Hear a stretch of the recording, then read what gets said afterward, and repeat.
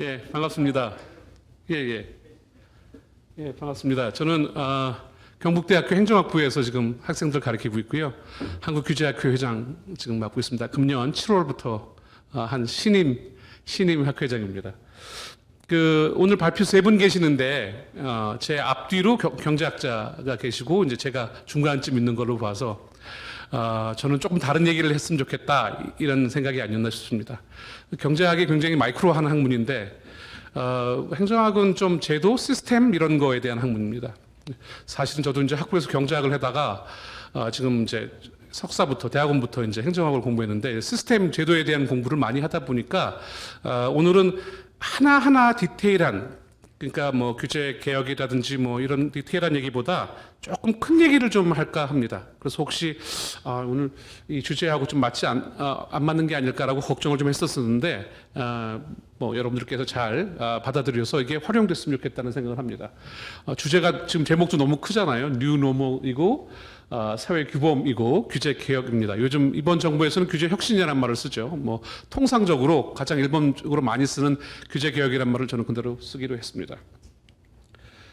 뭐 아시다시피 뉴 노멀, 이 사실 뉴 노멀 하면 저는 생각나는 게 대학 때 그 신문방송학과에서 그 교수님한테 수업 들었을 때 뉴미디어론 이런 수업을 들었던 기억이 나거든요. 예, 그때 뉴미디어가 뭔가 했더니 그 당시 이제 새로운 지금 생각해 보면 이제 완전히 뭐 이제 완전히 자리를 잡은 그런 미디어죠. 뭐 유튜브 같은 거는 상상도 못했고 30년 전이니까 그래도 그 당시 뭔가 투웨이를 할 수 있는 뭐 그런 규제면 그런 커뮤니케이션이면 그걸 뉴미디어라고 했던 것 같아요.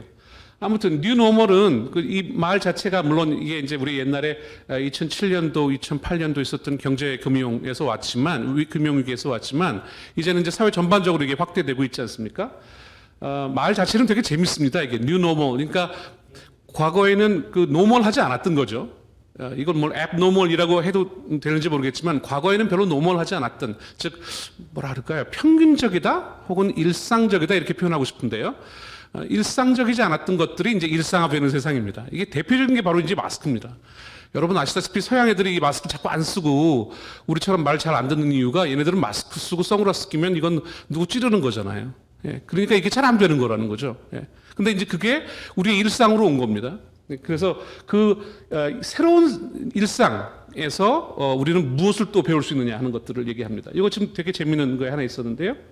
여기 보면 we respect social distancing 이렇게 표현을 했어요. 그러니까 사회적 거리를 두는 거를 존중, respect하는 세상이 된 거죠. 예? 그건 무슨 소리냐면 뭘 존중하는 세상이 된다. 그거를 우리가 존경해주고 받아들이는 인정해주는 세상이 된다는 게 뭐냐면 그게 이제 사회적인 규범이 돼가고 있다는 겁니다. 그러니까 사회적 거리는 이제 규범이에요. 그러니까 내가 무슨 선택을 한다거나 이게 아니라 우리가 마치 법처럼 법은 두 가지가 있잖아요. 속물화된 법이 있고 그다음에 우리 관습처럼 따르는 법이 있는데 사실은 후자가 훨씬 무섭죠. 사회적 거리는 지금 후자라는 거죠. 규제학, 뭐 규제, 정치학, 정치경제학 뭐 다 포함해서 저는 그냥 규제학이라고 부르는데요. 저희 학회도 사실은 Regulatory Studies 그래서 규제학입니다. 저희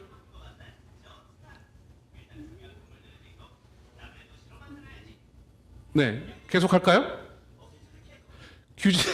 규제학의 입장에서 사회적 규범은 매우 중요합니다. 왜 그러냐면 사회적 규범이 규제를 요구하기도 하고 또 규제가 사회적 규범을 만들기도 하기 때문입니다. 동시에 발생하는 거죠. 좀 이따 제가 이게 어떻게 되는지 간단한 사례를 들어서 설명해 드릴게요. 그래서 규제를 공부하는 사람들 입장에서는 이 규범, 사회적 규범이라는 게 굉장히 중요하고 그 사회적 규범이 규제에 어떻게 녹아 들어가느냐를 항상 연구한다고 보시면 될 것 같습니다. 제가 제 박사학위 논문이 담배 규제입니다. 담배 규제. 그래서 저는 지금 20년 동안 학위하고 나서 지금 20년이 됐는데요. 딱 올해가 20년 동안 계속 담배 연구를 하고 있어요. 많이 바뀌고 또 거기에 따라서 여러 가지 툴들도 생기고 있는데 이 금연 규제만큼 드라마틱한 예가 없습니다. 이게 왜 그러냐면 요즘 그림을 잠깐 보시면 왼쪽에 이렇게 밖에 나와서 피고 있죠. 여기는 지금 사람들이 이렇게 모아서 이렇게 치고 있는데요. 제가 옛날에 그 중고품 사는데 미국에서 거기 갔다가 굉장히 놀라운 걸 발견한 게 1950년, 60년대 사실 놀랍지도 않죠. 저희가 어렸을 때까지만 해도 저희 아버님 틀림없이 거실에서 저희들 모두 있는데 아들, 딸들 셋이나 있는데 담배 피셨으니까 이게 무슨 뜻이냐면 우리가 지금 규제를 하고 있잖아요. 우리 대표적인 규제 뭐 여러 가지 텍스트도 있겠지만 경고 표시 규제라 그래서 여러분 잘 아시는 것처럼 이제 담배값 하나 사면 거기에 그냥 어마어마한 그림들이 그려져 있습니다. 이 정부 규제가 사실은 흡연에 대한 인식을 바꿉니다. 이건 굉장히 중요한 거죠. 왜냐하면 그 당시만 해도 제가 어렸을 때까지만 해도 뭐 담배가 좋지는 않겠지만 야, 이 간접 흡연이라는 게 이렇게 중요한 거라는 거 알기 어려웠었죠. 그죠?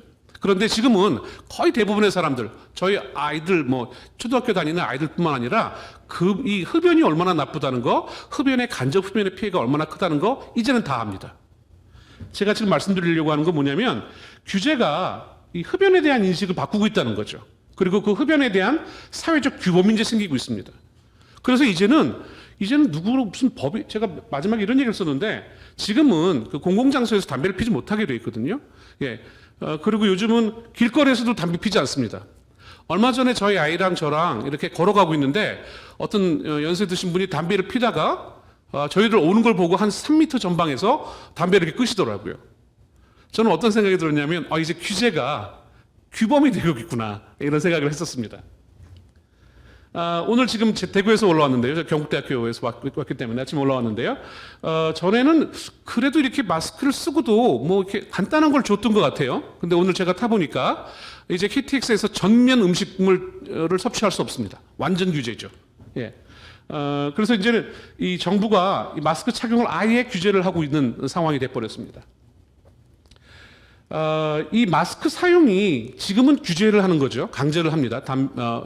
마치 담배와 마찬가지로 음식물을 먹지 못하도록 하고 마스크를 반드시 끼도록 하죠. 마스크를 착용하는 걸 거부하면 내리게 되어 있습니다. 근데 저는 제 생각에 이 규제는 점차 사회적 규범 혹은 사회 규범이 되어갈 거라고 봅니다. 이게 바로 규제가 규범이 되어가는 과정이라고 볼 수 있습니다. 그런데 이 규제는 혹은 규제 제도는 이 규범이 돼서 사람들의 사고방식에 영향을 미친다는 거죠. 그러니까 우리 생각에 큰 영향을 줍니다. 규제하는 사람들이 규제를 연구하는 사람들이 규제 제도를 많이 공부를 하고 있고 또 우리 앞뒤에서도 지금 오늘 산업연구원에서도 여러 가지 규제 수단 그다음에 규제 제도들에 대해서 하고 있는데 이게 앞으로 우리가 어떤 시스템을 갖고 있느냐가 굉장히 중요합니다. 오늘 제 발표 주제의 가장 핵심이 바로 이 제도인데요. 잠깐 이제 문재인 정부의 규제 개혁으로 잠깐 돌아가는데요. 그 앞에 얘기하고 좀 연결이 돼서 그렇습니다. 지금 문재인 정부 들어와서 규제 개혁 중에 가장 크게 떠오르는 게 뭔가 이건 정말 제가 순간적으로 제일 먼저 떠오르는 거 두 개였습니다. 하나는 소위 포괄적 네거티브 규제이고요. 그다음에 두 번째는 지금 방금 앞에서 김 박사님께서 주제를 발표했던 규제 샌드박스입니다. 글쎄요, 뭐 여러 가지 자세한 수단이 있겠지만 저는 이 두 개가 이제 크게 떠오르는데요. 이 포괄적 네거티브 규제 제가 간단히 이렇게 얘기를 하면 새로운 제품이 생기거나 새로운 기술이 생기면 이게 이제 어느 정도 허용을 합니다. 그 다음에 그게 문제가 생기면 이제 규제를 하는 방식이죠. 그걸 이제 우리가 보통 뭐라 그러냐면 선허용 후 규제라 하는데 이거는 제가 오늘 좀 이따 설명할 내용 중에 네거티브 규제의 약간 변형입니다. 저는 그렇게 이해를 하고 있어요. 근데 이제 문제는 뭐냐면, 제가, 지난번에도 한번 그 산업연구원하고 그런 얘기를 했었는데, 규제 전문가들이 이 네거티브 규제를 참 많이 얘기합니다. 어떤 사람들은, 우리나라는 성문법 체계인데 이런 네거티브 규제가 가능하냐 그러는데, 그거는 뭐 그렇지 않습니다. 왜냐하면 이때 제가 지금 말씀드리는 네거티브 규제는 일종의, 오퍼레이팅, 한 제도로서의 네거티브 규제이기 때문이죠. 그런데 왜 그러면 그렇게 많이 규제학자들이 이 네거티브 규제를 강조하느냐 이거를 오늘 가장 중요한 하이라이트로 제가 설명을 해드리려고 합니다. 자, 우리가 이제 크게 시스템이 이제 포지티브 시스템과 네거티브 시스템이 있습니다. 아시다시피 이 포지티브 시스템은 원칙적으로 금지합니다. 그건 무슨 소리냐면 여러분 잘 아시는 것처럼 우리는 법률로 나열되어 있지 않는 것들은 다 금지입니다. 그러니까 나열되어 있는 것만 허용하는 거라 그래서 원칙 금지 예외 허용이라고 합니다. 반대로 이제 네거티브 시스템은 그 반대죠. 열거를 하긴 합니다. 그런데 쭉 열거를 해놓은 거를 빼고 나머지가 다 허용됩니다. 그러니까 우리가 흔히 원칙 허용 예외 금지라고 합니다. 원칙적으로 허용하는 거죠. 자, 이거는 사실은 우리가 물론 뭐 국제무역이나 이런 데서도 경제학에서도 그렇고 많이 이제 이용되고 있는 시스템이지만 여기에는 굉장히 중요한 철학적인 백그라운드가 있습니다. 그게 뭐냐면 이 기본적으로 이 포지티브 시스템이라는 건 규제를 우리가 하는 대상, 옛날에는 피규제자 이렇게 표현을 썼는데 요즘은 규제 대상 이렇게 표현합니다. 근데 그 규제 대상의 자유를 최대한 억제하는 방식입니다. 포지티브 시스템은 규제 대상의 자유 혹은 재량을 최대한 억제하는 시스템입니다. 반대로 네거티브 시스템은 규제 대상의 자유를 최대한 보장하는 시스템입니다. 지금 말씀드린 것처럼 원칙 금지 예외 허용이라는 건 원칙적으로 금지한다는 거죠. 그러니까 기본적으로 제한하는 겁니다. 반대로 네거티브 시스템은 원칙적으로 허용을 하는 거죠. 그 소리는 뭐냐면 가능한 한 자유를 주는 겁니다. 자, 이게 무슨 뜻이냐면 우리가 지금 어떤 제도를 갖고 있느냐 하고 연결됩니다. 우리가 지금 어떤 국가 시스템을 갖고 있느냐.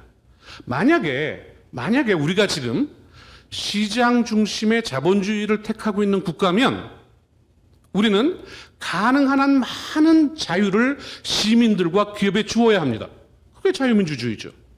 우리가 만약에 공산당 시스템을 갖고 있거나 혹은 공산주의 시스템을 갖고 있으면 우리는 가능한 한 제약을 해야 합니다. 그렇다면 만약에 우리가 시장 중심의 자본주의를 지금처럼 택하고 있는 거라면 어떻게 되냐면 원칙적으로 시민과 기업은 네거티브 방식으로 규제를 해야 합니다.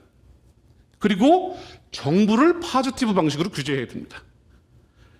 정부에서 들으면 별로 안 좋아할지 모르겠지만 우리가 실제로 규제를 포지티브하게 해야 되는 거는 정부인 거예요. 그래서 우리는 자꾸 우리가 이 시스템적으로 볼 때 규제에 있어서만큼은 적어도 네거티브 시스템으로 가야 한다는 뜻이죠. 자, 이거 제가 앞에 뭐라고 그러냐면 다시 규제의 본질로 이런 말을 했잖아요. 이게 우리나라 너무 잘 아시는 행정규제 기본법입니다. 제가 요즘 뭘 하고 있냐면 이 행정규제 기본법하고 이게 사실은 우리나라에 굉장히 독특한 거거든요. 다른 나라에는 이렇게 완전히 기본법 형태로 프레임워크로 되어 있는 나라가 별로 없더라고요. 이거는 사실은 저희 학회의 초대 회장이신 최병선 교수님을 비롯해서 저희 선배들이 많이 관여하신 걸로 저는 알고 있습니다.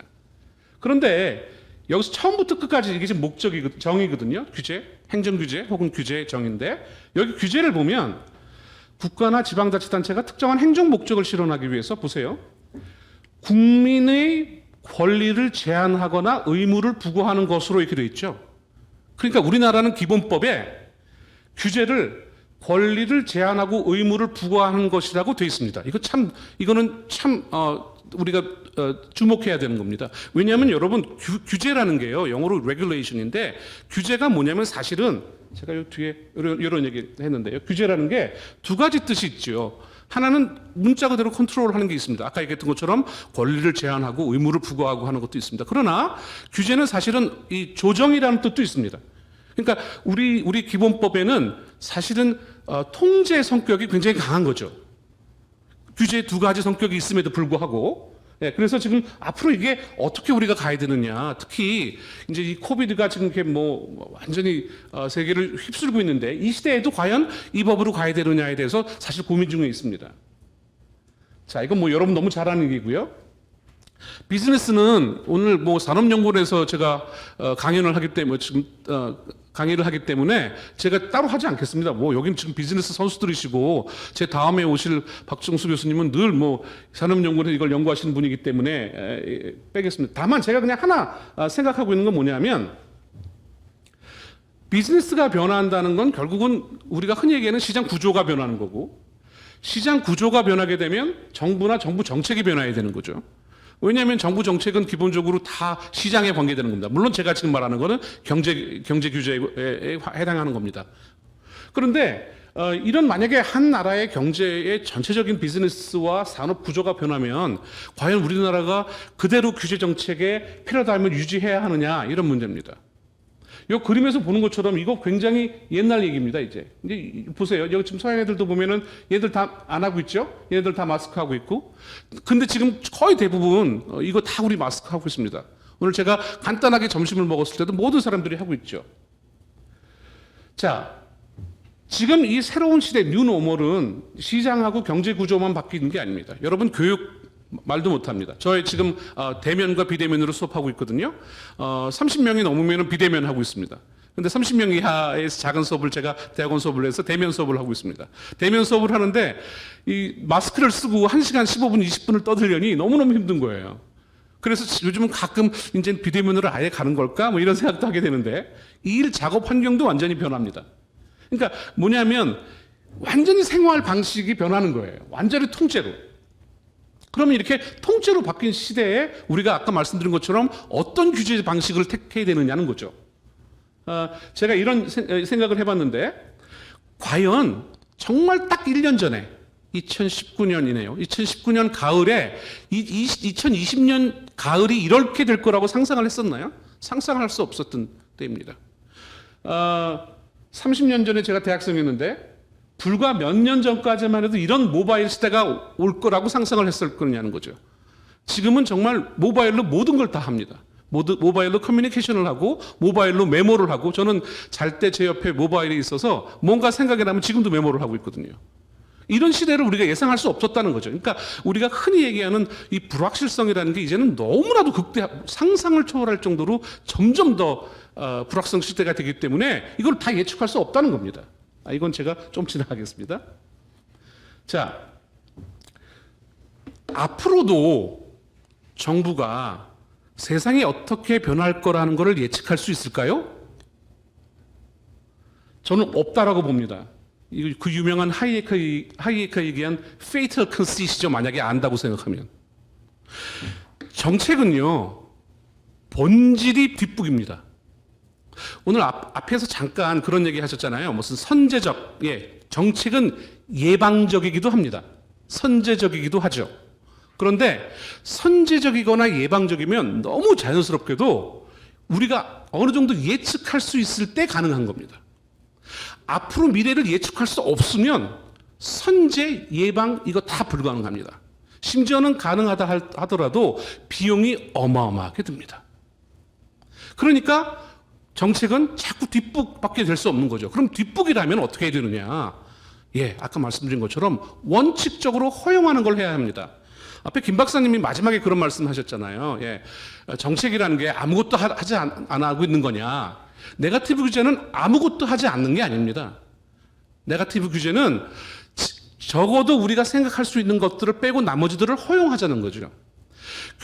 규제개혁을 얘기하는 사람들이 항상 오해받는 게 뭐냐면 이상하게 우리나라에서는 규제개혁하자 그러면 무슨 규제를 다 철폐하는 사람처럼 마치 무슨 무정부주의자처럼 생각을 하는 경우가 많다는 건데 전혀 그렇지 않습니다. 여러분 규제개혁은 규제에 합리화합니다.